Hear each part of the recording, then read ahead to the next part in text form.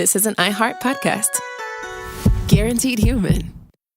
There's a difference between liking a house and actually getting it. Redfin is built to make up that difference and close the gap between finding and owning the home for you. Redfin agents close twice as many deals as other agents. So when you find a home you love, you're not a step behind when it comes to making an offer. That means less watching great homes disappear and more focus on the one you'll call home. Redfin helps turn saved listings into real addresses. Get started at redfin.com. Own the dream.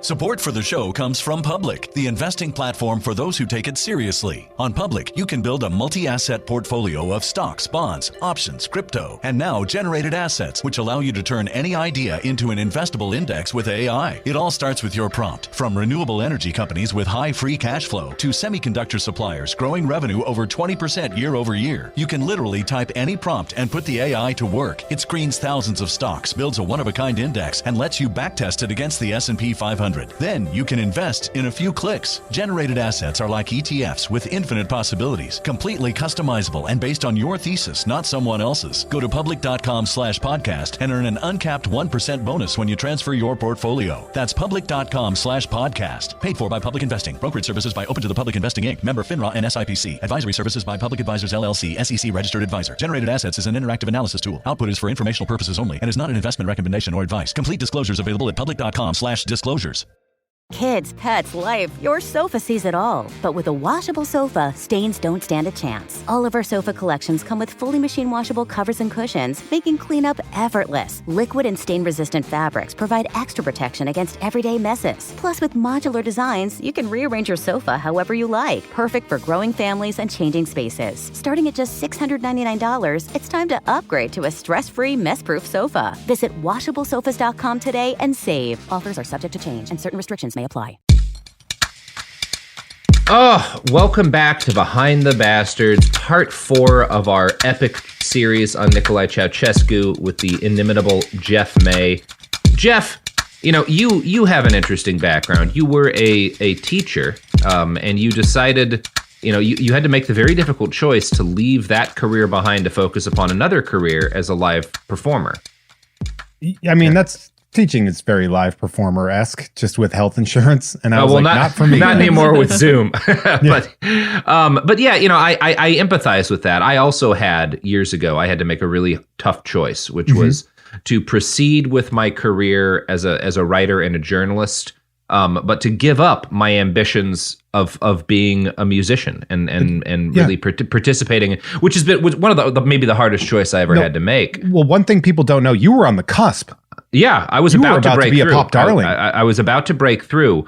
But you know, I made peace with the choice that I made. But every now and then, I feel the urge to get back into it. So recently, I reached out to some old friends of mine from back in the day when I was doing a lot of stage shows. You might have heard of them. They're a little band called Destiny's Child. And we put together a little bitty collab based on my incredible Boston accent. So I want to just play that for everyone right now as a little treat. I'm from Boston.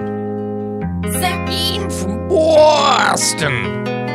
I'm from Boston. Okay, that ought to do there. That was beautiful, Robert. Wow. Honestly, Powerful. like, I'm kind of I'm glad we have this show, and I'm glad we have all the great work you're doing. But I do feel like this is sort of like a reminder of sort of like the other day the music died. Yeah, and that's exactly. when you decided to give up your career. And I'm glad that you guys, you and Destiny's Child, that you're still, you still, it's all amicable. I know you kind of, they felt like you left him in the lark for a while. And then Beyonce had to lift up a lot of the stuff that you left behind. But I got to be honest, she's done okay, right? She's done okay for herself. She did okay. You know, we're very proud of her. I really wish I could have seen, you know, that's a glimpse into the alternate reality that we could have had if you had stuck with it. You know, it's just one of the tiny tragedies that is everyday life. But, you know, the upside of it is that now that we have released this in 25 years, I do qualify for admission to the Rock and Roll Hall of Fame. So I'm sure we're all looking forward to that. I mean, you have my vote. You and Billy Joel, both backing me on this one. He's actually acking you. That was a solid Billy Joel joke, Jeff. I hope you're proud of yourself. It's a Billy joke. It's a Billy Wow. joke. Wow. Ooh. Well, we're doing good. So you want to talk about a piece of shit a little bit more? I thought we just were. Wow. No, Billy, come on. He knows we're okay. Mm-hmm. Yeah, he's a good guy. William Joel. Oh God, why is my phone ringing? Stop this. Because you're popular. It's another spam call. It's one of the 5 spam calls I get every single day because the FCC under fucking Donald Trump decided that phones should no longer be things that people can use. Isn't that nice? Isn't that a nice change that was made? Classic. Yeah, it's like when commercials were allowed to be cartoons again. Yeah. Just one of these decisions that has low key destroyed civilization and shaped my entire personality. Oh yeah, absolutely. I don't know if you've seen all the He-Man and G.I. Joe and stuff that I have behind me here, but yeah, you and Michael Bay completely changed as a result of that move. Just like I was completely changed by the fight Beyonce and I had. But that's water under the bridge now. Was it in an elevator? Yeah, that would probably be the most cinematic place for us to have had a fight, right? I mean, but on a security camera. Did you get the joke, or is that over your head? No, Sophie. If you make a joke about Beyonce, you can assume I'm not going to get it. But I thought you were so close. I know, but when you're exactly when you're too close to somebody, it's like how I'm too good at basketball to compete on camera against LeBron James. Can you just do the episode? Mm-hmm. Yeah, of course, Sophie. Cool. I've been an episode on LeBron James. He seems like a good dude. Yeah, I mean, he's okay. Again, he's done all right for himself. So we're talking about Nicolae Ceaușescu. Now, when we had left off, we were talking about the gigantic series of palaces he built, the 3rd largest building by volume in the world.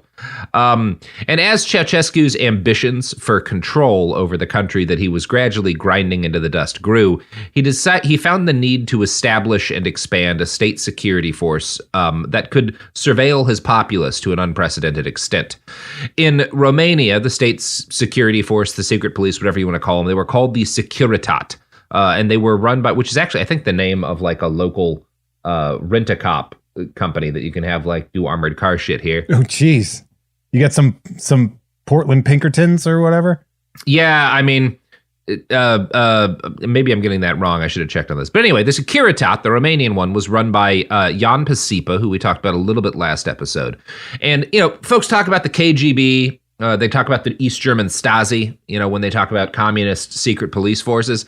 Oprichniki. Yeah, none of these motherfuckers had shit on the Securitate in terms of its actual, like, the extent of the repression that it was capable of carrying out. Hell yeah, man. Gold medal. Oh, yeah. No, this is a good state security force. Not like in a moral sense, but in an efficiency sense. In an efficiency sense. Yeah, in a being perfect villains in a James Bond movie sense. And I'm going to quote from Catalin Gruia here. That's that Romanian journalist. In 1965, there was a central phone tapping center and 11 regional ones. That's when Ceaușescu takes power. 13 years later, there were 248 centers and 1,000 portable stations. By the 1980s, the Securitate had become one of the most feared secret police organizations in the world. In 1989, it had 14,259 employees, of which 8,159 were officers. According to Pasipa, each officer had to have 50 collaborators, members of the Romanian Communist Party, and 50 informants outside of the Romanian Communist Party. The result was the constant surveillance of the population.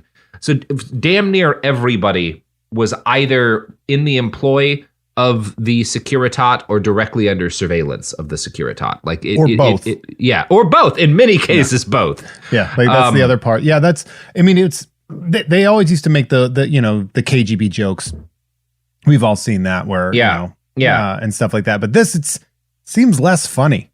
Yeah, somehow less funny than the KGB, who were a bunch of hucksters, chuckle buddies. Yeah, I did a research paper on the KGB, and the title of it was Cops and Robbers.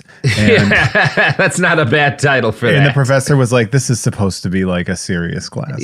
Yeah, a lot of people died and were tortured. Yeah. But, that's the case with secret police all the time. It's a shame that secret police are absolutely necessary to have in every single country. I'm just going to go out on a limb here.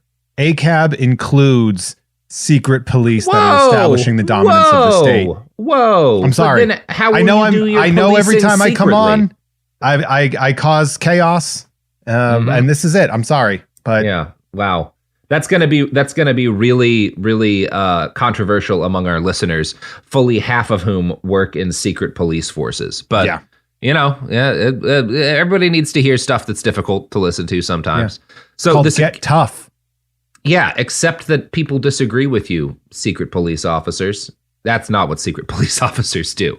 What they did in Romania, in addition to domestic repression, was carry out a steady stream of assassinations of foreign dissidents, including Romanian citizens writing for Voice of America, a U.S.-funded Cold War-era news and propaganda agency. At the most basic level, this could mean hiring gunmen or assassins with knives in other countries. There's one particular guy that they tried to kill like 3 different fucking times. I think they shot him and they stabbed him, and he kept like not quite dying. We've got a Rasputin, everybody. Yeah. And then it was like a year after getting stabbed, he dies of this like mysteriously virulent cancer. And it's kind of come out since then that it's almost certain they slipped him radioactive poison. That's the thing they did a couple of times, I think. And it's, honestly, that's kind of a cool way to kill someone, all things considered. Oh, yeah. No. If you're a journalist writing against a state and they have to use the radioactive poison against you, you've that's like the Pulitzer getting radioactive poison slipped in your coffee. The Nobel Prize of dying. Yeah, of dying as a journalist for sure. Dying like Marie Curie. Yeah, we should all be so lucky. But of course, Jeff, I don't know if you've ever priced radioactive poison. It is not cheap. And having someone assassinated across international lines, also very expensive unless they live in like Toronto. So this is something that the Romanians were going to have to spend a lot of money on. And when tightened belts put the Securitate in a budget crunch, they were able to rake in extra cash, millions of dollars over time, hundreds of thousands of dollars a year from a foreign benefactor. Now, Jeff, you want to guess what foreign company secretly funded the Securitate during the most repressive years of Ceaușescu's regime? You know what? I have a lot of guesses. Okay. But I feel like I'm not going to nail it down because my first answer was McDonald's. No, not McDonald's. You might call them the McDonald's of furniture because it was IKEA. I'm sorry? It was IKEA. I still like them. Yeah, I'm going to go out on a limb and say I'm still going to go there. Wow. Sorry. Bold, brave. Well, I mean, we don't know. I'm sure they're supporting a completely different series of secret police agencies now. And the good ones, the secret police agencies you want to trust. Am I supposed to not eat potential horse meatballs? Because I'm going to eat potential horse meatballs. Yeah, where are you going to get horse meat if you're not getting it somewhere sketchy, right? That's how I feel about this when that came out and everyone was mad about the meatballs maybe having horse, I was like, it's about time I get to eat horse. Yeah, exactly. And that's exactly what the Securitate said. So during the 1980s, this was actually a thing across a lot of Eastern Europe. A number of communist states are having these like economic crunches. And so they start opening themselves up to more capitalist businesses and being like, maybe you come in a little bit and help us with things. And IKEA's like, toes, yeah? Oh yeah, we would like to be coming in. I don't know how to. They're not from Boston. They're not from Boston. Yeah, sorry. I can't do a good Swedish. What was that? Genuinely. It was not your best. Yeah, I'm a Sweden man. And it's like, I went Muppet. Offensive. I went Muppet pretty deep in there, but it's okay to make fun of the way Swedish people talk here because they're funding a secret police force. Okay. So one of the things IKEA did was they realized that it was really cheap to have East German political prisoners build their Billy bookshelves and other unpronounceable bed frames. So that was one of the things IKEA got up to in this period. Oh God, IKEA. They were really interested in Romania because Romania has these huge, again, Ceaușescu is forcing people to leave rural areas and move to the cities. So there's lots of free timber in Romania that nobody's living around. Massively forested. Yes. There's a lot of wood anyway. Yeah. It's sort of like Siberia when you see and most of people are like tundra. And then you look at it, you're like, no, it's just like the biggest forest on the planet. Yeah. It's just like trees all up in everybody's business. And that's so, that IKEA's like, well, we need trees. We have a lot of low quality, easily breakable furniture to produce. We'll take all the trees that you can give us. And Romania's like, well, how about, you pay our state-run timber company, 10 million pounds-ish a year for wood, and we will skim a significant chunk of that off the top and send it to our secret police force so they can buy radioactive poison. Now, IKEA denies that they knowingly funded a secret police agency through this deal. There is a lot of debate between journalists and scholars today. There is some evidence that, I think the fair thing to say is that while nobody ever wrote this out directly, based on their dealings in other countries and their understanding of the situation in Romania, they absolutely knew the secret cops were taking a cut off the top of the money that they were paying. Where do you think your money is going after you send it to a dictatorship? Yeah, some of it's going to pay for the secret police. Everybody knows this. Yeah, everybody knows it's this. Cheap labor. It's sort of like how people still have Amazon accounts, even though they know the human toll that it takes on people. And they're like, I sure do like immediate shipping, because I'm impatient and I like things being slightly cheaper. So I like immediate shipping. I'm okay that Jeff Bezos is buying radioactive poison to use on his enemies. Yeah, it's such a easy way to be like, well, they didn't tell us they were doing that. Yeah, you guys knew. There's some other evidence to believe that they actually had a decent amount of knowledge about how this was working. But yeah, if you bought any products in the Billy range, or any Albert chairs or any Abo tables or Jonas desks from IKEA in the 1980s, there's a very good chance that your purchase directly helped fund the Securitate. So that's neat. Those are specifically the product lines that they really. No. Oh, I had two and both of them broke within a year. I love IKEA. This thing right here from IKEA is great. That's good. Yeah. Well, listeners, if you're IKEA, send us money and I will edit out that part where I talked about how Billy bookshelves are not made particularly well. Now that's how you do it. Extortion. Mm-hmm. That's how we get money. Just like the Securitate. Yeah. So that's good. That's cool stuff. And obviously, while all this is happening, this is pretty fucked up, especially the assassinations they carry out in foreign countries, in like NATO countries. But the West put up with it for quite a while because as horrific as Ceaușescu was to his own people, he never failed to back up U.S. interests at critical junctures. And I'm going to quote from a write-up by the Wilson Center here. In 1979, Ceaușescu attacked the Soviet invasion of Afghanistan. In 1981, he counseled caution in the Warsaw Pact's response to the crisis in Poland. In the following year, he opposed pact plans to increase defense spending and, in fact, reduced Romania's defense budget. In 1983, he repeated his call for a halt to the arms race and advocated multilateral nuclear disarmament in Europe. In the following year, he proposed a moratorium on the deployment of new nuclear weapons in Europe and, at the same time, refused to join the Soviet-led boycott of the Olympic Games in Los Angeles.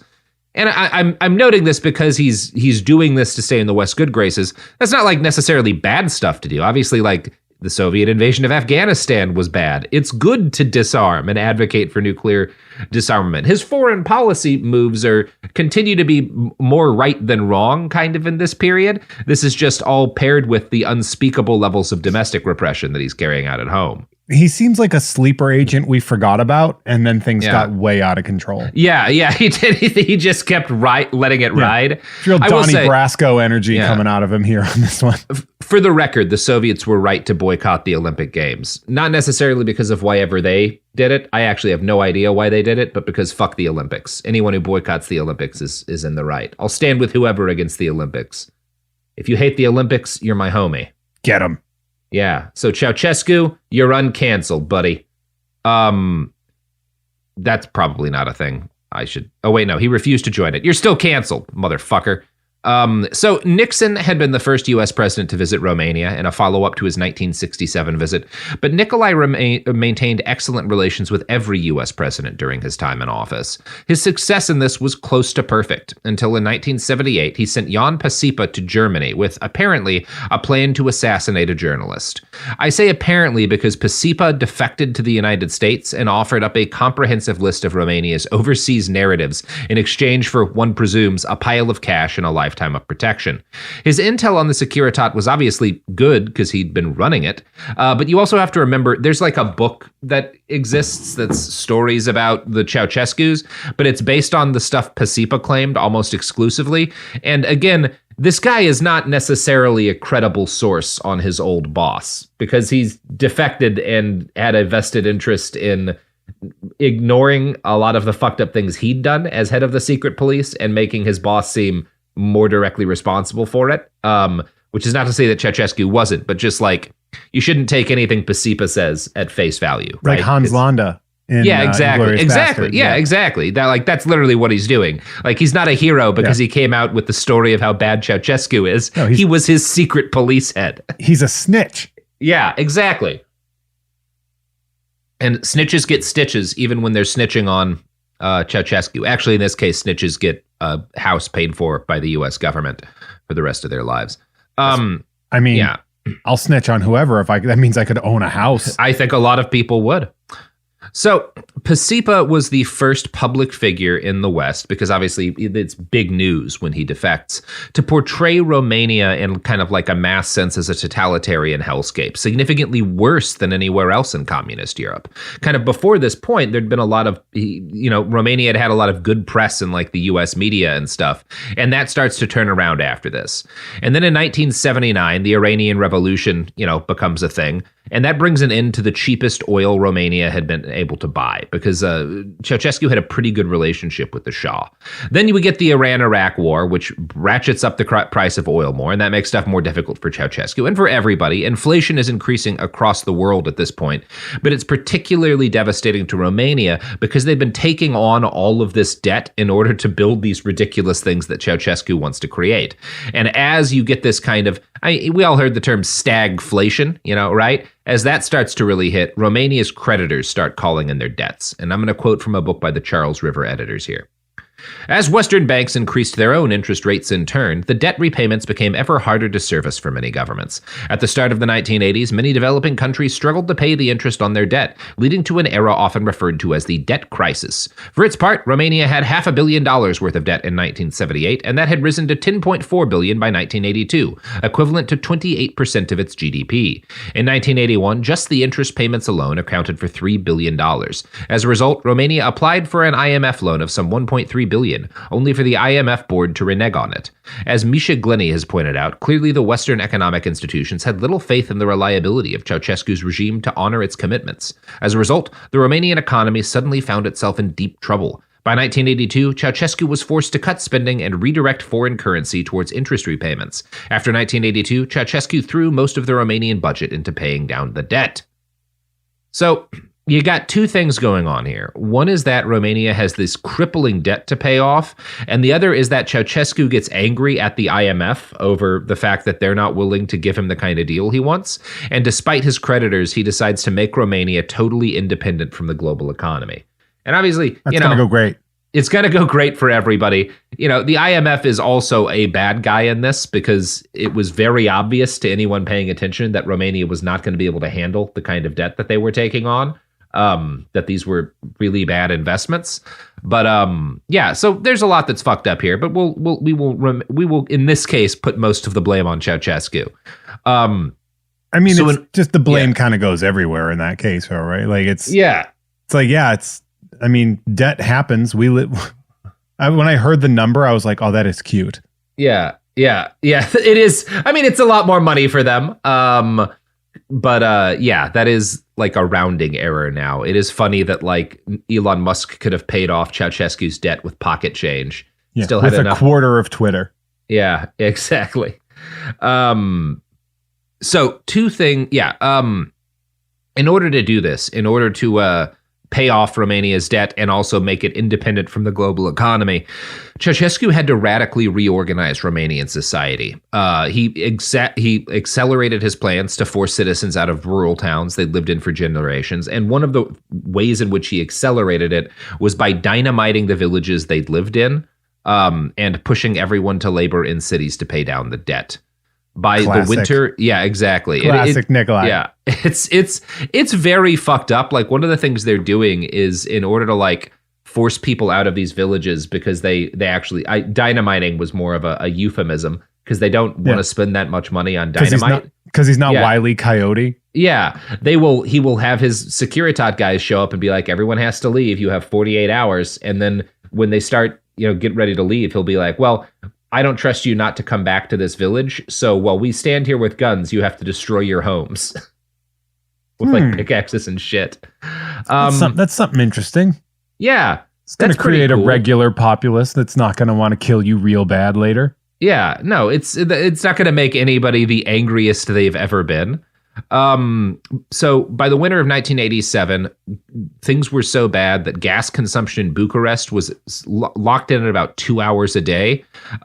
You would get like 2 hours a day where the gas was on, so you could like heat your house and hopefully like close up the windows so that as much of it would remain as possible, because this oil-rich nation is trying to export all of the gas that it can in order to get foreign currency.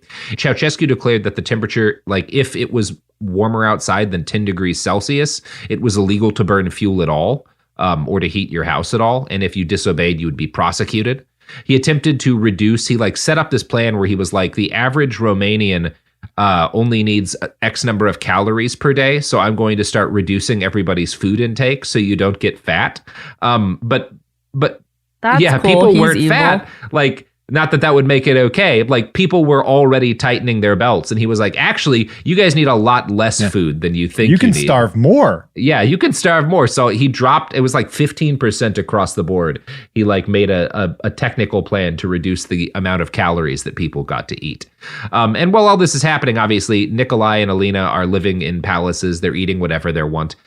And this also makes people angry. Ceaușescu, in order to keep things clamped down, had to ramp up domestic repression to fully unhinged levels. Before Pasipa defected, nearly all Romanians working overseas had some ties to the Securitat. You had to be, at least be passing them a little bit of info in order to be allowed to leave. But once Pasipa betrayed Nicolae makes overseas travel effectively illegal. Like, it basically becomes a crime as a Romanian to have contact with people outside the country. Romanians. So for most of the 1980s, he's locked the country all in together. Like he's barred the doors and forced everybody to stay inside with each other. And the next thing he does after that is he makes it illegal to own or operate a typewriter because he's angry that people are writing things. What is he, Florida? Yeah. So yeah, some strong DeSantis energy there. So since 1965, abortion had been banned, again, like Florida. And as conditions eroded through the 1980s, Romania was racked with several problems. For one thing, huge numbers of women were attempting to self-induce abortions to avoid the expense of a new child. And again, as we said earlier, between 10 and 20,000 women in Romania died due to botched abortions during Ceaușescu's time in power. But for another thing, his policy of making it illegal to use contraception does massively increase the Romanian population of orphans, because a huge number of moms had died, and they'd left kids without moms, and a lot of those moms were single moms. And in addition to that, a huge number of families just had kids that they couldn't afford to feed because Ceaușescu is cutting the calories people have access to. So you have this large number of people who, like little kids, who can't be taken care of or who have no one to take care of them. And you're also cutting the standards of medical care. You're bulldozing hospitals for your palace. So you have more kids who are born with serious health problems that their parents can't afford to treat. And the way this all ends up is that by 1989, there are 104,000 orphaned children that are institutionalized in Romanian government facilities. Now, for some context on how many kids that is, in Poland, which is very close to Romania, Poland has double the population of Romania. They have a third as many orphaned children in institutions. Like, that is an incredibly high rate. That led to a massive adoption push, didn't it? Yes, there's a number of things this leads to. That is what we are talking about. So, sorry, I didn't mean to jump ahead with my with my respect the orphans, Jeff. God, I need to get fucked. Mm-hmm, that's right. That's what. Well, don't do that in Ceaușescu's Romania term, but you know. So throughout Ceaușescu's reign, there's hundreds of thousands of kids who wind up raised in these government facilities with no family. And as a result of that, it kind of behooves us to look at how these government institutions were run. And I'm going to quote from an article in The Guardian here. Florencois, an investigator for the Institute who spent several years gathering testimony, estimates that between 1966 and 1989, there were between 15,000 and 20,000 unnecessary deaths of children in Romania's grim network of children's homes, with the vast majority taking place in those set aside for disabled children. The most horrific abuse took place in homes for disabled children, who were taken away from their families and institutionalized. At the age of 3, disabled children would be sorted by hospital commissions into 3 categories: so-called curable, partially curable, and incurable. The children who were sorted into the 3rd category, some of whom had minor or no disabilities, were subjected to particularly brutal conditions. Across the country, there were 26 institutions catering to the Category 3 disabled children. Investigators from the Institute picked 3 of them to investigate and found shocking mortality levels among the children. They didn't die from the disabilities they had. 70% of the registered deaths were for pneumonia. They were dying of external causes that were preventable and treatable, said Swar. As the investigations occurred, they discovered ever more horrific details. There is testimony of children suffering from frostbite and of children literally being eaten by rats, being kept in cages, or being smeared in their own feces. The investigators logged 771 deaths they believed could have been prevented in 3 facilities in the late 1980s, suggesting the number across all 26 institutions over a longer period is much higher. There's no document that proves this, but it is clear that the ultimate goal of this was an extermination campaign, says Swar. So, it's not a feel-good story. It's not extermination campaigns rarely are a feel-good story. Yeah, that whole thing with the babies and the rats, that's some would say that's negative information you're delivering. Yeah, it's not like good to lock babies in dark rooms without any adults until they're eaten by rats. That's like a bad thing. I think we were able to take that stance. Sophie, is that going to get us in trouble with the advertisers? I don't really care. Okay, well, hopefully this show is not being advertised by Romanian orphanages in the 1980s. A Romanian rat feed emporium. Yeah. If so, we're going to be in some trouble. But we need those babies. Yeah. Keep the babies coming. And why don't you keep the money coming to our sponsors? This podcast is sponsored by BetterHelp. I get it. February's full of flowers, candy, stuffed animals, and of course, expectations about Valentine's Day in particular, and about relationships and dating in general. And these conversations, these expectations can feel overwhelming and stressful.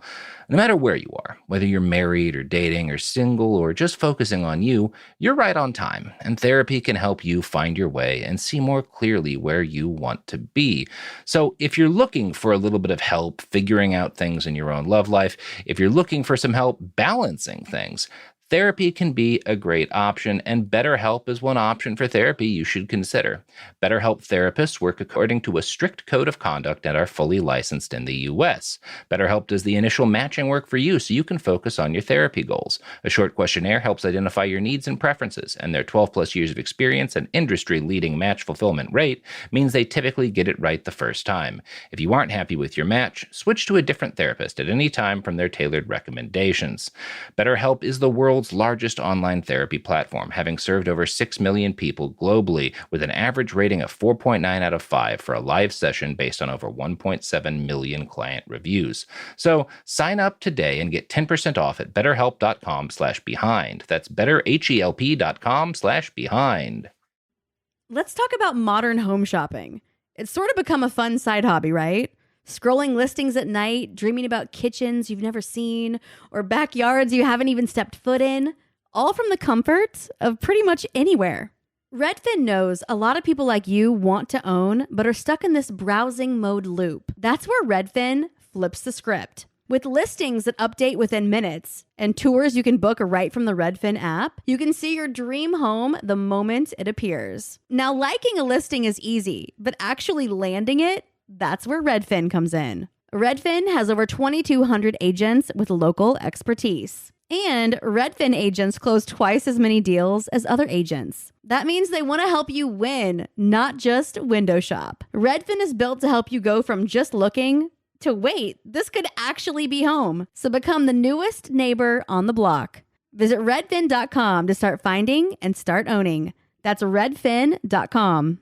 Support for the show comes from Public, the investing platform for those who take it seriously. On Public, you can build a multi-asset portfolio of stocks, bonds, options, crypto, and now generated assets, which allow you to turn any idea into an investable index with AI. It all starts with your prompt. From renewable energy companies with high free cash flow to semiconductor suppliers growing revenue over 20% year over year, you can literally type any prompt and put the AI to work. It screens thousands of stocks, builds a one-of-a-kind index, and lets you backtest it against the S&P 500.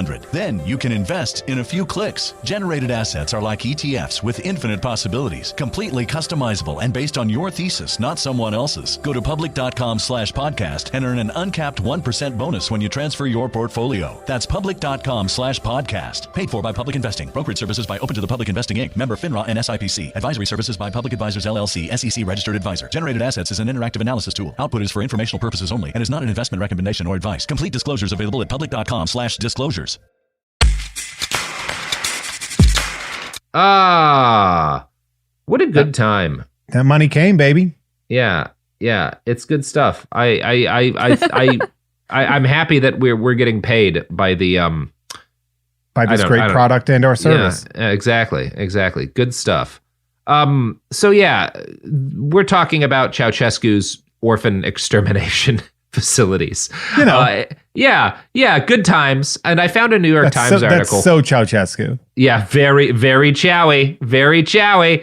I found a New York Times article written after he was deposed, but like in kind of the awkward period afterwards when everyone's dealing with the consequences of all of his shit. And it provides additional context. The children are left as they were, and this is the way the facilities kind of still were in the early 90s. The children are left as they were during the Ceaușescu era, prisoners in their cribs. Romanian orphans, it is estimated, receive 5 to 6 minutes of attention a day. Attendants still loll in the corridors, smoking and drinking coffee, leaving the children to rock in their cots. As a result of their troubled early lives, 1 in 10 of the children will finish life in a psychiatric institution, and all will suffer severe trauma, Doctors Without Borders said in its farewell report. That's pretty bleak. Yeah. And in its farewell report. That's the most ominous line there. And it's, we got to bounce. We can't fix this. Man, this is fucked up. We'll see you guys in hell, apparently. Yeah. Good luck, Romania. But it gets worse, Jeff, because... Oh, great. You know, how could you make this worse? How could you make this story worse? I'll tell you how you can make this story worse, because it's the 1980s, and it's the HIV virus. What, you don't have a quip for that one? Oh, I mean, yeah, I have plenty, but I don't feel like hearing the comments about that. Yeah, that's probably reasonable. I don't feel like having my good joke be destroyed by commenters. Yeah. Well, we're also going to talk about racism, so... I'll do that. Yeah. Okay, good. So we're going to talk about the treatment of the Ceaușescu regime of the Roma and how it relates to all this. So in Romania, the Roma people are the largest single minority group in the country. They're about 10 to 12% of the population. So question, now when you say Roma, is that Romani? Yes, the Romani. Yes. Okay, so that's the same thing. Okay. Yes. We'll use Romani because that might make it, well, I don't know if that's Romani, Roma, Romania, all of it's going to be a little bit cumbersome no matter how we write it. So it is what it is. It is what it is. So while the Roma had lived traditionally on the move kind of up until the modern period, although there's like one of the things that happens prior to kind of the more democratic forms of government in Romania, like up until like the late 1850s, is it's super common for Roma people to just be enslaved by the state. Like there's a nasty, obviously it's Roma in Eastern Europe. The history is going to be unpleasant and oppressive. It's not great. It's not going to be good. They're treated the way Europe also treated like Jews. Yeah, and right up. But like if they were like kind of hippies. Yeah. Like that's the way they were treated. And they're not going to have a good history in Europe. No, it's going to be rough. And in fact, as you said, they are treated in a lot of ways the way that Jewish populations are. So they are subject to a lot of the same kinds of pogroms, and they are victims of the Holocaust as well. This is all across Europe, but it's particularly true in Romania because there's a lot more Roma in Romania.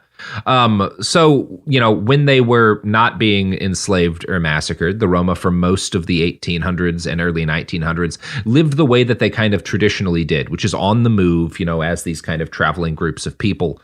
And this continued up until communism took hold in in Romania. And they kind of, over time, the communists kind of pushed them to find more sort of settled areas to live. This starts as them kind of building these more stable encampments on the outskirts of major cities. But they're often still kind of like living in tents or these kind of like shanty type buildings they put together. And this is kind of like, I don't know, probably broadly good that they have the option more often for quality homes during this period. It's one of the achievements of the early communist state. As we'll talk about, there's some problematic aspects to that too. But things do get a lot better for them in the early years of communism. One of the reasons why is that most Roma people in Romania in this period are poor. They don't have any property, and they often did not have access to education. And in Georgiu Dei's Romania, those are all qualifications, right? That makes you a good proletarian, right? Like, oh, you don't have any money and you didn't go to a fancy school. Like, yeah, you can have jobs from the Communist Party. Like that, you are exactly the kind of people that we want to support. Can you read? No? Yeah. Oh, hell yeah. Come on in. And a number of towns in this period, that is literally how Georgiu Dei handles a lot of stuff. And a number of towns in this period, they get Roma mayors, which had been basically unheard of before this time.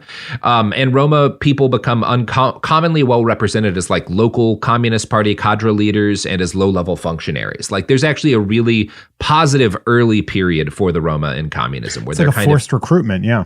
Yeah, they're integrated into the power structure a little bit. Never at the high levels, but at kind of the lower levels of it.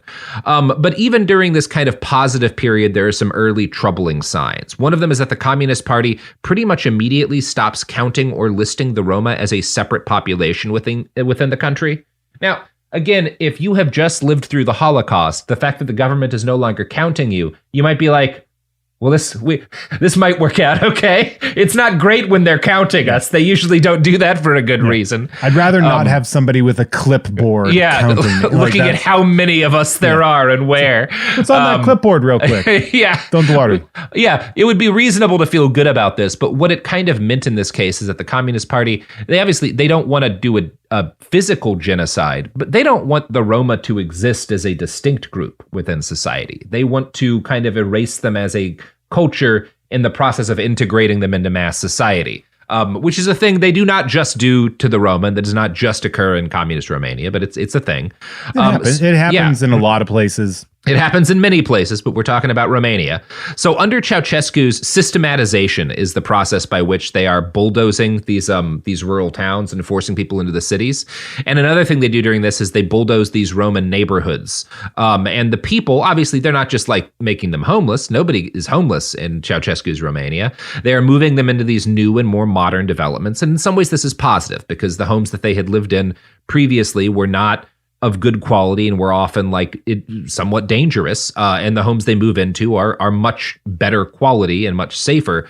But when the government is moving them, it isn't keeping these communities together. They're not like splitting up like individual families, but they're not keeping these groups that had like traveled and lived together for generations together. And that's kind of a soft ethnic cleansing. Is that purposeful? There's debate about this. Or is it carelessness? I think the balance of what I'm reading suggests it's more accidental or just a byproduct of the way the communists felt about every group in the country. But there are allegations, and there's reason to believe them, that a significant amount of this was intentional because they also just saw it as potentially dangerous to have these people as a separate community. I'm not going to be able to give you, a lot of stuff is debated about this still. But you are right that there are benefits to having like a wall. Yes. This is not all negative. It's like, but it also, this is one of the things that's occurring here is kind of the destruction of the community that had existed previously. Still, given how things had gone prior to the 80s, it could be argued that the situation for Roma in Romania was in most ways better than it had been for the last couple of centuries in the area.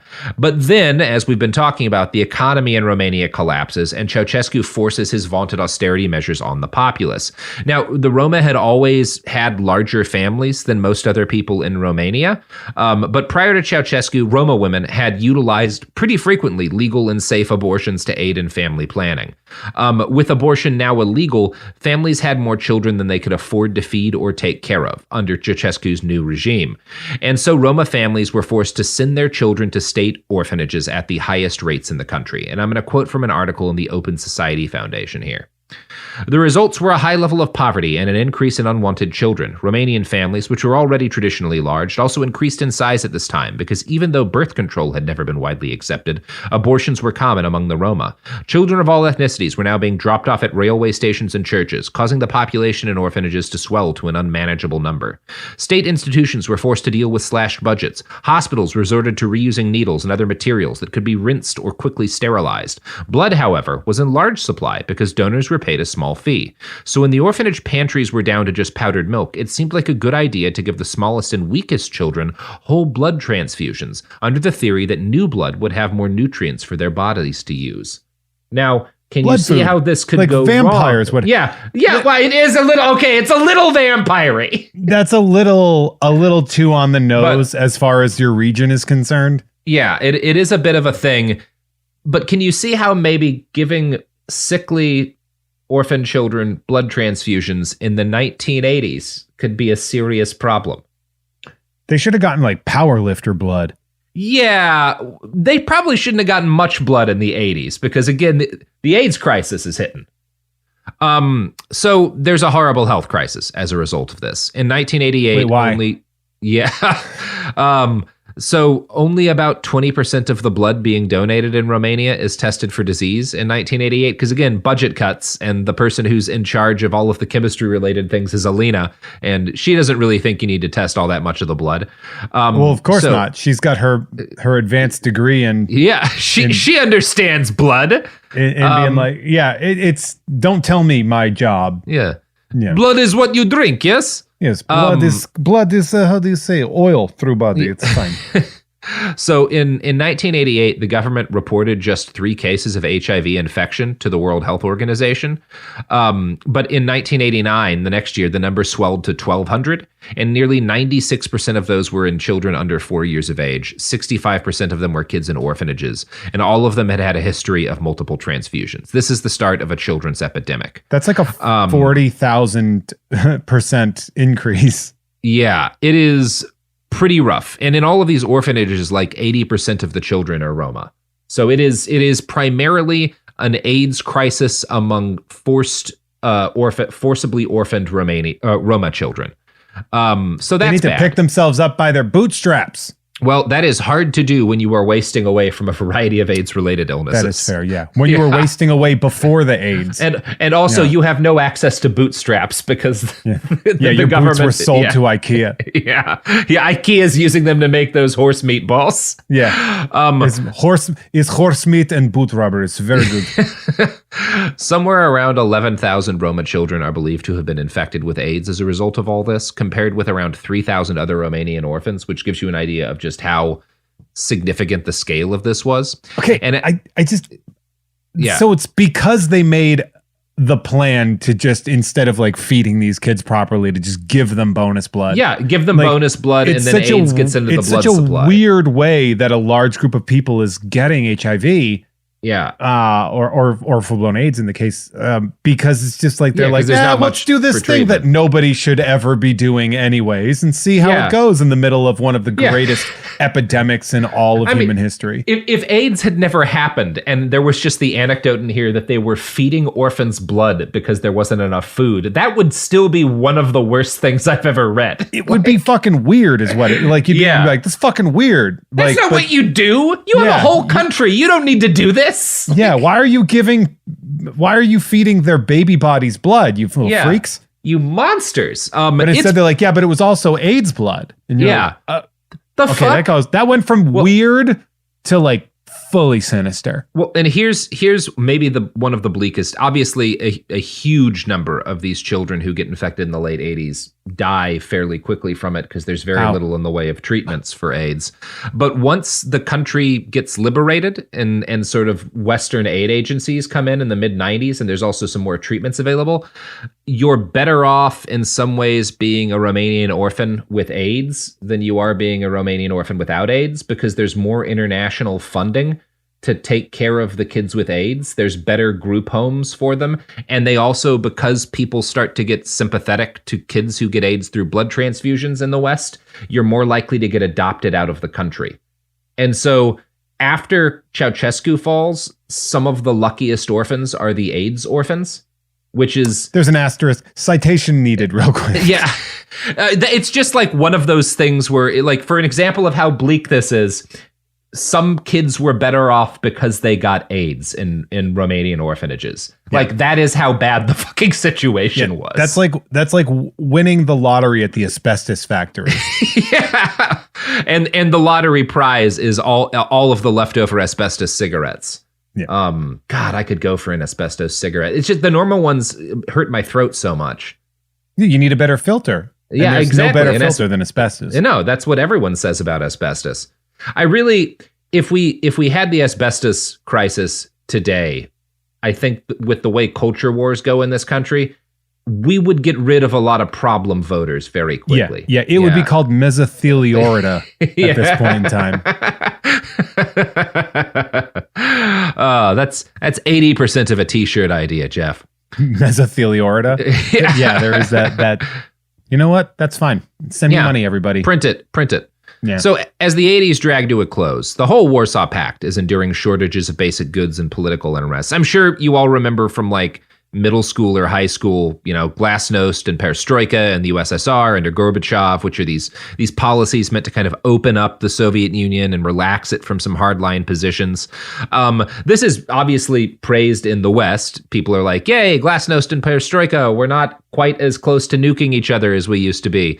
But Ceaușescu never stops being kind of a hardline Stalinist. And he publicly mocks glasnost and perestroika, warning that... It's easy to do from your palace, by the way. Yeah, exactly. When you have a palace, it's very easy to attack these ideas. If I had a palace, I would talk so much shit. Oh my God, I would never not be talking shit. The only time I wouldn't be talking shit is when I am pouring boiling oil on the poor people gathered below the parapets of my castle. Are you? I would be like, who's running that's going to keep me in the palace? Mm-hmm. I'm going to vote for them. Yeah, exactly. That is how people with palaces tend to vote, Jeff. Kinda, yeah. Hence most of the history of Europe. So the USSR is doing this stuff, and Ceaușescu publicly mocks these new policies, and Gorbachev. He announced that similar reforms would only come to Romania when pears grew from apple trees. Now, that's a weird thing to say, and I think a bunch of students in Bucharest felt the same way, because a group of theater kids get so incensed by this that they gather as many pears as they could. And again, they're all hungry, so the fact that they're using pears for a protest is meaningful. And they hang pears from just trees in the capital en masse as a sign of protest, to be like, okay, you said we'd get change when there's pears growing from the trees, so we'll just make that happen. This does not go well with Ceaușescu. He takes offense at this. And I'm going to quote from an article in the Los Angeles Times.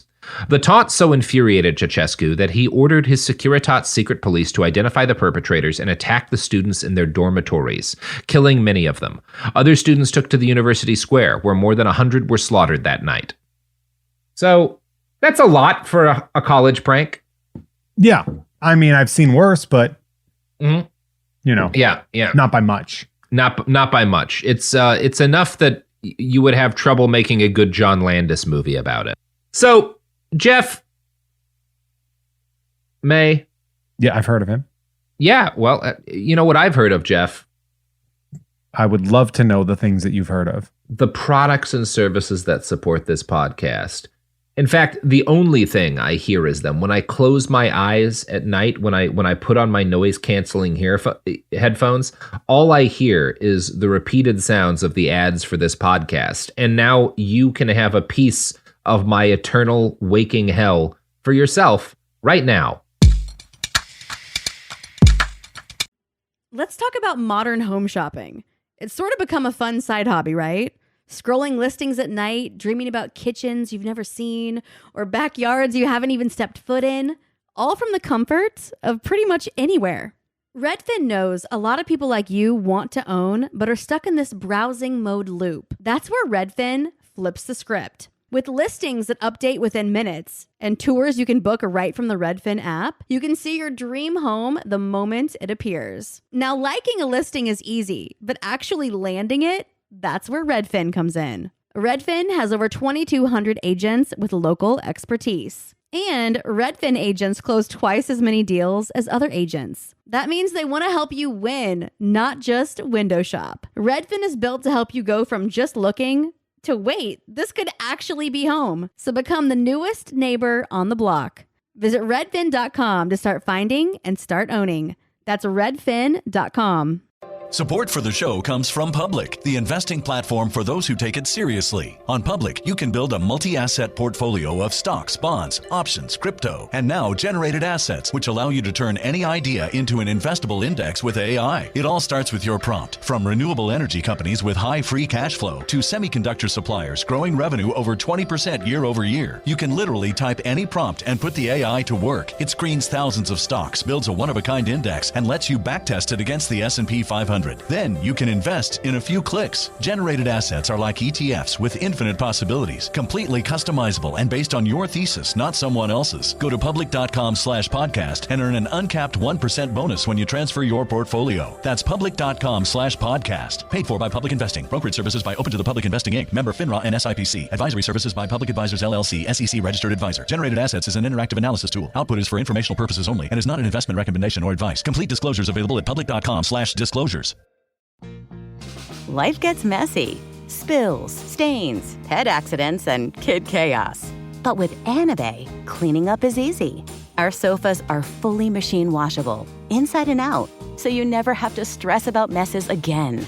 Made with liquid and stain-resistant fabrics, that means fewer stains and more peace of mind. Designed for real life, our sofas feature changeable fabric covers, allowing you to refresh your style anytime. Need flexibility? Our modular design lets you rearrange your sofa effortlessly.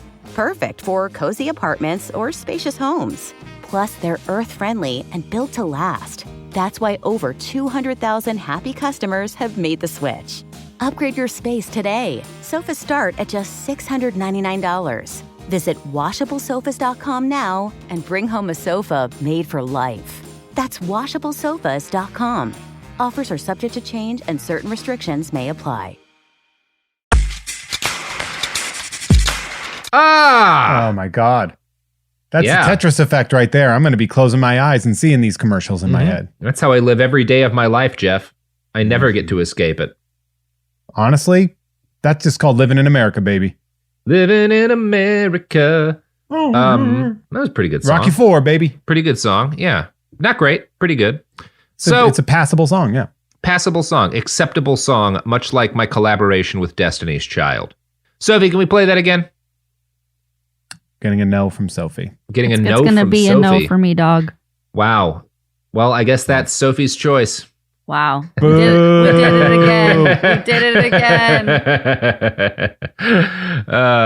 Good times. So, speaking of good times, Ceaușescu's good times are nearing an end by 1989. The process by which Ceaușescu was forcing villagers out of their homes and into massive housing developments was not popular. People do not like being forced out of their homes, actually, Jeff. This is a thing that a lot of folks don't know about people. In 1987, he announced that half of Romania's remaining 13,000 villages were going to be bulldozed, and people were given 48 hours to move. So half of the people who live in the country, you all have to leave your homes right the fuck now. Now, this is very unpopular, and it contributes to the protest movement against him. And while this is also happening, internationally, his luck is running out because I don't know if you know about this, because Gorbachev became a Pizza Hut spokesman and then kind of a laughingstock, and then shit with Russia didn't go so great in the post-Soviet Union period either.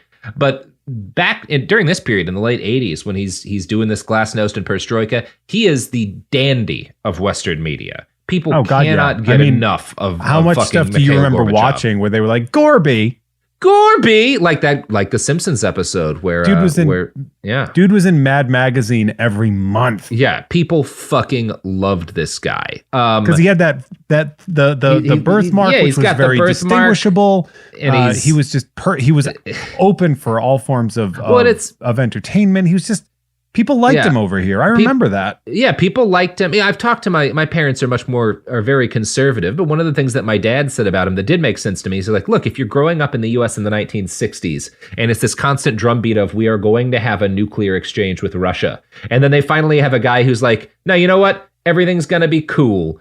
Like, you feel good about him, you know? Like, you feel good about him. We would like access to your television program, Punky Brewster. Yeah, everybody's feeling pretty good about this. But the fact that everyone's feeling pretty good about Gorbachev means that what's the use of Ceaușescu, right? His whole value was the U.S. and the Soviet Union are mortal enemies, but here's this guy in their backyard who's willing to work with us and like be part of a communist power bloc that's kind of opposing sometimes Soviet policy. Now that the U.S. and the Soviet Union are like becoming friendly with each other, he doesn't have any use to the United States. And you know what the United States does to countries that we no longer have a use to. We continue to support them. Yeah, that's exactly what happens. We support them like we support all of our good friends that we no longer have a vested financial interest in. Ask, I don't know, roughly half of the countries on Earth how that works for them. Yeah. Usually when that happens, we just throw Coca-Cola in there to take care of the rest. Nicolae's health begins to decline during this period, too. He's not doing very well. He's less able to kind of manage his own affairs. And Elena starts taking a more and a more active role in governing, eventually becoming something akin to the regent of Romania. She creates a second shadow Politburo of her own to review all proposals before they're brought to her husband. And she starts spending huge amounts of state resources expanding the personality cult around both of them. From an article by the Romanian Cultural Institute, quote, "The birthdays of the Ceaușescus represented occasions for pompous ceremonies when the two geniuses were showered with innumerable gifts. The range of accolades was extremely wide, grandiose manifestations on stadiums, which involved tens of thousands of people, a never-ending stream of messages of gratitude, works of prose and poetry written especially for the occasion, celebratory editions of the national festival, the praise of Romania, hymns, odes, songs, dances, paintings, and sculptures produced by armies of artists. The zealots of the personality cult placed the dictator among the authentic great figures of Romanian history. Thus, Ceaușescu shortly evolved from being just a hero to a hero among heroes, to being the nation's hero, to being the most important hero of the nation's heroes. Painted portraits counted among the most frequent and appreciated gifts offered to Nicolae Ceaușescu and his wife. The party organizations would commission various artists to create them. Depending on the budget, the artist was a household name or a lesser-known artisan. The request could be for a painting in which Ceaușescu is pictured as a defender of the peace, friend and mentor to all Romanians, heir to the great forerunners and millennial ideals, the creator of the multilaterally developed socialist society. Other paintings would highlight the great scientific achievements of his poorly educated spouse, depicted as a member of the Romanian Academy and a PhD in engineering with international scientific contributions. And she gets like a fancy British university gives her an honorary degree because they get like strong-armed into it. It's very funny. You don't want to be the one that hands in a subpar painting. No. Like imagine if you show up and you're just like, I worked really hard on this, and I did not like the way my eyes look. Yeah. Well, it's very funny too, because if you look at these, I'm actually gonna share screen so you can see one of these fucking portraits. Ceaușescu is usually portrayed kind of close to how he looks, like it's slightly idealized, obviously, as they always are. It's slightly idealized, but he just kind of looks like himself. You know, his hair and his face shape is the same. He looks about the age that he is, kind of middle-aged. Elena is almost exclusively portrayed in portraits as like a girl in her 20s. Smoke show, baby. Yeah, like here, check this one out. Wow. It's sort of like it looks like his child bride. She looks so young in those. Yeah, photos. it is unsettling when like. Yeah, Ceaușescu can be a man in his 60s, but we got to make his wife look 25.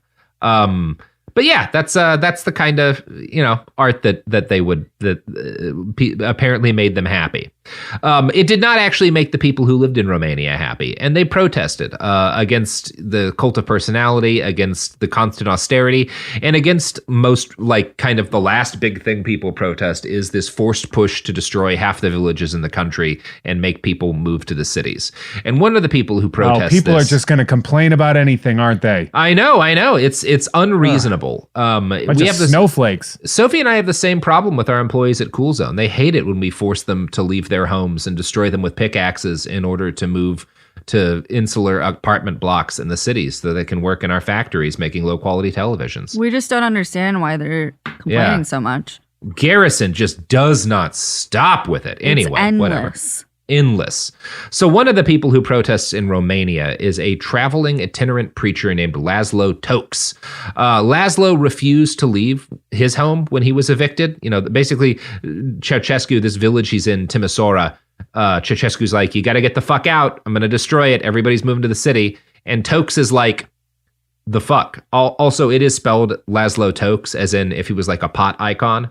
Hell yeah. It's pretty cool. It's a pretty cool name, actually. Today he would have a podcast called Laszlo Tokes where he reviews different Romanian weed strains. He would be super big on the Joe Rogan Hour, 4 hours. So he actually is a very cool guy. He's like, fuck you, I'm not leaving my home. And soldiers and police bear down on the town of Timisoara because he starts getting like attention from people. This movement forms around him. And he's like, when all the cops show up, he's like, don't get arrested for me. You should go home. And all of the people who have gathered are like, you know what? No, we're not going to abandon you to get arrested by the police. Fuck these guys. We have to take a stand at some point. And they do. And so the security forces fire water cannons into the crowd. That disperses most of the people, and they're able to rush in and grab Laszlo, and they beat him half to death, and they drag him out of his home. Now, this is the kind of thing. We talked about that peasants' uprising where that dude got hit in the face with a fucking rock. This sort of shit, again, had happened all over Romania to a bunch of people for years. But this time, in the way that these things happen, it ignited something uncontrollable. Protests erupt in response to the beating of Laszlo, and they erupt in Timisoara, and then they spread to the surrounding areas. And in very short order, it becomes clear that the Securitate does not have the manpower to repress this. And, initially... Boy, don't they? Yeah, boy, they sure don't. Boy, does every secret police not have that ability. Yeah, that is the case always with the secret police. How'd the Republican Guard do in Iraq? Yeah, great. That's why Saddam Hussein is enjoying his 98th birthday this week. But by the way, shout out to friend of the pod, Saddam. I don't know where to take that. R.I.P. But yeah. King. Yeah, so the Securitate gets overwhelmed very quickly. Ceaușescu and Alina, at first, they don't kind of recognize how serious the situation is. And then they're like, well, why don't you just start killing people? Just start firing into crowds. And the Securitate is like, we have been doing that the entire time, and it is not working. Yeah. That's like trying to take a bucket at the beach to try to just throw the water back in. Boss, we have problem. We are shooting into crowds, but people have no fear of death because you have mismanaged country so grievously. Are you aware of events 1912 Titanic? Yeah. It turns out thousands of orphans with AIDS is more frightening than our bullets. They are no longer scared. Iceberg. We are sheep. Yeah. The military, who had the ability, presumably, to have put down this uprising, are also just kind of do the thing that often happens with militaries, where enough of them are like, well, for one thing, I don't want to murder my own family members. And for another thing, this doesn't look good. I don't know if we want to back up the Securitate guys. Maybe we sit this. Obviously, there's places where the military cracks down, but there's enough places where the military is like, we're just going to wait this one out, that the movement is able to really gain steam. It's a little, and it's obviously the military, as in Germany, the military had been complicit in some pretty horrible things. But they now that they see that we might not be able to put a lid back on this thing, they decide they have principled objections to the Ceaușescu regime, much like the principled resistors in the Wehrmacht. So Nicolae organizes a speech to be delivered from the same balcony that he'd spoken from in 1968. That was his big moment. It was a good time for him. This time, trying to reprise his big moment does not go well, as Paul Kenyon describes in Children of the Night. Ceaușescu was 1 minute and 17 seconds into his address when he heard yells from somewhere in the back. Such an intervention was unprecedented. He glanced up and stumbled over his words. Considering it is, he began, losing his way. The yells became louder. Considering it is, cheers and whistles echoed around the square. Ceaușescu never finished his sentence. He did not have to. His audience was never there for his oratory. It was a moment frozen in time and in history. Ceaușescu stood with his mouth half open and his forehead creased with confusion. And you can see this moment. You can watch him realize like, oh God, I've lost control. They're not scared of me anymore, and I no longer have the power to stop them. Yeah, and he has no improv skill. And he's got no improv. Yeah, he doesn't even have a tight five ready to kind of get the crowd back. Yeah, take a class, dude. Christ. I can't imagine Ceaușescu like doing the Bill Hicks where he just starts rolling around on his back shouting about how everyone needs to be killed. It's one way to deal with hecklers. Yeah, that's certainly. Yeah, Ceaușescu's way of dealing with hecklers is having his military form of ring of steel around the Capitol building and repeatedly shoot at everybody who gets close. This does not work out well. And I should note the architects of that heckling was not entirely organic. It was part of a protest campaign who was led by those theater students who had a bunch of their friends massacred for the Pear thing. They're led by this. They took improv classes. They took improv and they knew how to heckle. Yeah. Yeah. Theater kids know how to handle a staged experience like that. And they do it very, very well. And that is the last good thing theater kids ever did. This is also the case. There's a lot to say about Romanian politics and the failures theater kids had anyway, whatever. That's a story for another day. Ceaușescu was effectively chased from the stage, and protests around the Capitol swelled. And of course, security forces get overwhelmed. And by the next day, it becomes clear, like, we're not going to be able to hold on to the Capitol building. And in fact, Nicolae and Alina barely escape a mob. Like, they get into the helicopter just like seconds away from being pulled into a crowd of people who probably would not have made that a pleasant experience for them. It's like Platoon. Yeah. They have to abandon the Capitol, and they like the pilot they're with because the pilot's just like, some guy in the Romanian military who gets called in and he's like, wow, these protests look bad as shit. I wonder what they want me for. And then he winds up with the boss and his wife and no one else on the helicopter as a mob takes the Capitol. So this guy's like, I don't want to be doing this. Yeah, I do not want to be with these folks. This is not going to end well for me. He's like, this is either going to be very good for me or very, very bad for me. So he basically does trouble with the helicopter. I got to put you guys down, but don't worry. Once I let you out, I'll let you out near an army base, and then I'm going to go get another helicopter, and I'll be right back, and we'll take care of you. Don't worry, guys. This dude rocks. Yeah, it's a very funny story. He absolutely makes the right calculation in the moment. So it's also very funny to notice that this is in late December in Romania. Yeah. Yeah, they are. He just leaves two old people by the side of the road, and it's like, bye. Yeah. Best of luck. I'm gonna get the fuck out of here. They wind up getting to a military base and are like, this will be our new capital, and we will, retake the country with these forces. And the military's like, we might have a note or two on that one, but why don't we lock you in an armored vehicle for a little while, and you can sleep there, and then they wake them up kind of after a little while in here. And the Ceaușescus see that their military chief of staff is there, the guy who would help them escape in the helicopter, and they're like, "Oh, good, you made it out too." And he's like, "Now you both are going to be on trial for crimes against humanity and genocide. Surprise!" Yeah, I mean, at that point in time, he probably was like, "Hey guys, I got good news and bad news." Yeah, the good news is I'm here. I got everyone to back off. Yeah. The bad news is.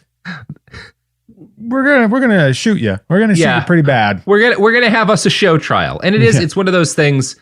You can watch this. I recommend watching the footage of Ceaușescu giving that speech and realizing he has lost control of the country. I've also watched the footage of them being executed because that's what happens next. And how could you not see it? Yeah, how could you not see it? And if you want to see a dictator and his wife, who is also a dictator, get gunned down, I don't know. There is an element of it that's cathartic. I certainly get why you would feel that way if you were Romanian. It's important to recognize the people doing this. I mean, the soldiers doing this are just like kids, but the adults, like the leadership of Romania, who make the decision to give him the show trial and execute him, are not doing this for justice. They're doing this because maybe we don't get killed if we shoot boss. Yeah, right? That's 100%. Maybe this deals with anger. You delivered that almost sheepishly. You're like, I need you to know. These people weren't revolutionaries that were behind this guy 2 days ago. No. They're trying not to get killed. Yeah, and like they are scared as shit. That has to be like, that conversation absolutely happened. The guy's probably, he's like, why are you doing this? He's like, dude, they're going to fucking kill me. Do you know how angry they are? Like, you're clearly getting killed. I don't know how you don't understand that. Yeah. I might not get killed. And all I have to do is do the thing that is definitely going to happen to you anyway. Yeah, and on Christmas, no less. And it happens Christmas Day, 1989. They get gunned down by their own soldiers. Yeah, and they were caught by like on the 22nd, right? Like, yeah, it's very quick. Like they do not spend a lot of time in lockup. This is a what we refer to in America as a quick and speedy trial. Is that what you said? Yeah, this is they do the new regime institutes itself by ensuring the right to a speedy trial for Nicolae Ceaușescu. Hey, more like habeas corpus. Oh, you know what I'm saying? That is how this all ends. And that is the life of Ceaușescu and Nicolae and Elena. A holly jolly corpse mess. It is. They do, like, look, they absolutely deserve to be shot. And they absolutely deserve to be shot unceremoniously. That part's fine. It's just a lot of the people having them shot also probably should have been shot themselves. But hey, isn't that always the case? Yep. I mean, yeah. Yeah. Some would say. Broadly speaking, this is about as well as a story of a dictator ever ends. And Romania, obviously, they are in a bad position when he falls. The next decade and change are challenging. But this is one of those cases where revolution comes and the government that replaces it, things get a shitload better. It is much better to be in Romania now than it was under Ceaușescu in the 80s. Yeah, I don't think anyone would disagree with that. I would like to add, too, that like when you think about like Christmas 1989, it's just like, oh, I got a Game Boy. And they're like, oh, we got a dead ruler. Yeah, we did have a game, but not with boy. Yeah. So yeah, that's good. Things do get a lot better, and it's like, again, we don't have the time to talk about the last 30 years or so of Romanian history since all this, but one of the things that has increasingly happened, especially after the kind of immediate chaos of the fall of the regime, is there have been an ongoing series of prosecutions against people who committed crimes, people who worked with the Securitate, people who were responsible for the repression apparatus. And I don't know, again, there's obviously plenty of criticisms of how that process has gone down. But if you're kind of looking at the broad history of revolutions that replace dictatorships, one of the better jobs of holding people to account, which again doesn't mean perfect, but things are better, a lot better in Romania. This is a revolution that things get a lot better after. I would like to add too that you mentioned Laszlo Tokes, like he was active in politics for a while. Like that dude was working before he got into podcasting. We got to get that podcast, man. Oh yeah. Sophie, let's reach out to Laszlo Tokes and see if we can get him to review marijuana for us. Sure. Yeah. I bet you could be like, hey, do you want to come on the show? He's 70. He's got plenty of podcasting years left. I honestly think you should at least reach out. I'm looking at his Wikipedia now. In 2010, his wife filed for divorce and accused him of numerous affairs and absurd habits. And I kind of want to know what the habits are. He's token, baby. He's token. Yeah, he's toking absurdly. He smokes weed every day. Yeah, that's why they call him Laszlo Tokes. So yeah, cool guy. Ish, probably. I got to tell you, I expected him to look a lot more wily than he shows up in photos. Yeah. He just looks like a dude. Yep.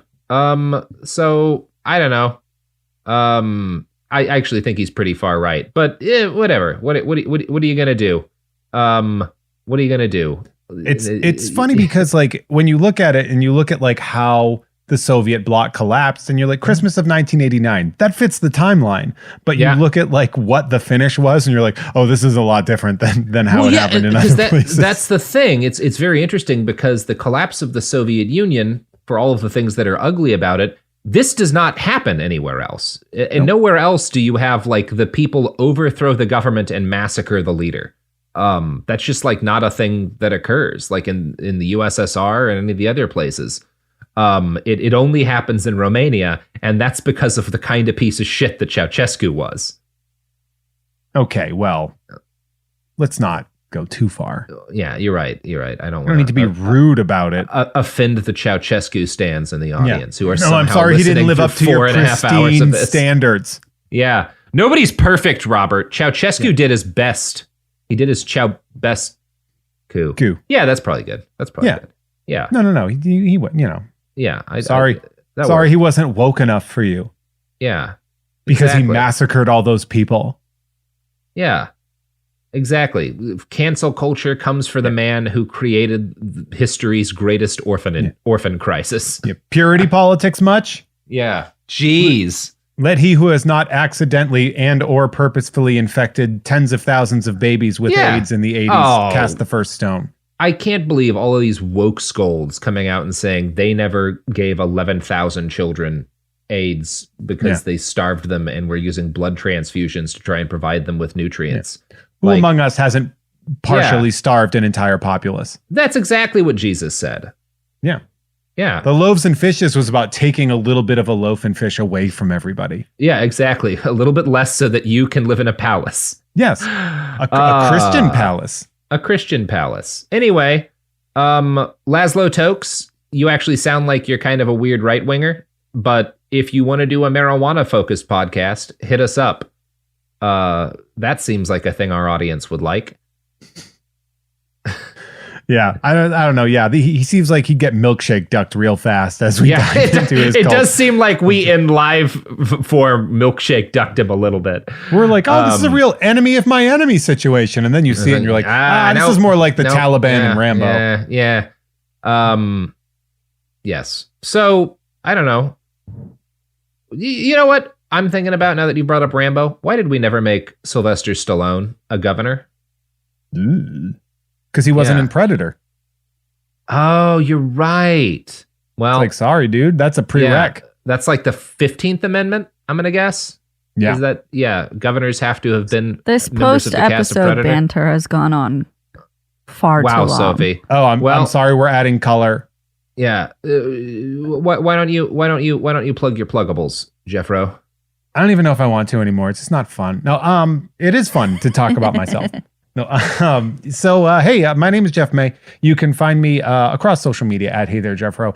If you want to see me perform live, if you are in California, the second Friday of every month in Burbank at Blast from the Past on Magnolia, I do a show called Mint on Card. A lot of fun, comedy in a toy store. If you are in New England, I will be there the 22nd of February. That's coming up real soon, folks. At the Redemption Rock Brewery in Worcester, Massachusetts. That is Wednesday, the 22nd. If and when you want to hear more of me in podcasting, I do a great show called Jeff Has Cool Friends, which you can get for free everywhere, or at patreon.com/Jeff May. That's 7 letters. And you can get early access to uncensored episodes with bonus content, as well as monthly shows like Ugh Fine. You can also hear Nerd with Dre Alvarez, which is a deep dive into nerd stuff, which you can also get that one for free as well.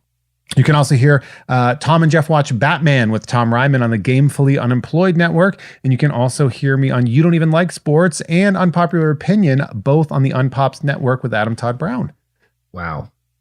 There it is. Do you see how I just click into that plug thing? No, you did. You were incredible. You were like a Romanian mob taking over the palace of my heart. I did throw a rock while I said that. Yeah. you do that a lot during podcasting, and I salute you for it. Well, there's nothing left for me to do but play us out. Sophie, why don't we cue up my track again? All right, one more time, just to make you one happy. more time for the road, everybody. Just one more time so that Robert's happy, because Robert's happiness matters. Pretty good musicians at Destiny's Child. At Destiny's Child. I'm from Boston. I'm from Boston. I'm from Boston. Okay, that ought to do there. You know, we did that all in one take. I like Daniel's creativeness by keeping the, all right, that'll do there in there for you. That's my favorite part. Mm-hmm. You are from Boston. I will be home there, and I will tell everybody. Boston. Thank you, Jeff. You all sound like my friend Robert. Yeah, thank you for getting the word out. All right. That's how I talk too. All right, bye. This is done. That's the Ceaușescu podcast. Behind the Bastards is a production of Cool Zone Media. For more from Cool Zone Media, visit our website, coolzonemedia.com, or check us out on the iHeartRadio app, Apple Podcasts, or wherever you get your podcasts. Life gets messy. Spills, stains, pet accidents, and kid chaos. But with Anabe, cleaning up is easy. Our sofas are fully machine washable, inside and out, so you never have to stress about messes again. Made with liquid and stain-resistant fabrics, that means fewer stains and more peace of mind. Designed for real life, our sofas feature changeable fabric covers, allowing you to refresh your style anytime. Need flexibility? Our modular design lets you rearrange your sofa effortlessly. Perfect for cozy apartments or spacious homes. Plus, they're earth-friendly and built to last. That's why over 200,000 happy customers have made the switch. Upgrade your space today. Sofas start at just $699. Visit washablesofas.com now and bring home a sofa made for life. That's washablesofas.com. Offers are subject to change and certain restrictions may apply. You're listening to a podcast, so you're doing something else too, like maybe scrolling home listings on Redfin, saving places you like without thinking you'll get them, because that's what house hunting has become. But Redfin isn't built for endless browsing. It's built to help you find and own a home. Redfin agents close twice as many deals as other agents, which means when you find a place you love, you've got a real shot at getting it. Redfin helps turn saved listings into real addresses. Get started at redfin.com. Own the dream. Premier Protein. It's for getting after life, not just fitness. With 30 grams of protein, 160 calories, and no sugar added. Helping people fuel their joyful lives. With Premier Protein, you can say yes to more. Whether it's crushing a big presentation at work, building an epic fort with the kids, or hitting the hiking trail with friends. Premier Protein offers delicious flavors like cafe latte, chocolate, caramel, vanilla, strawberry, and cake batter, to name a few. Find your favorite flavor at premierprotein.com. This is an iHeart podcast. Guaranteed human.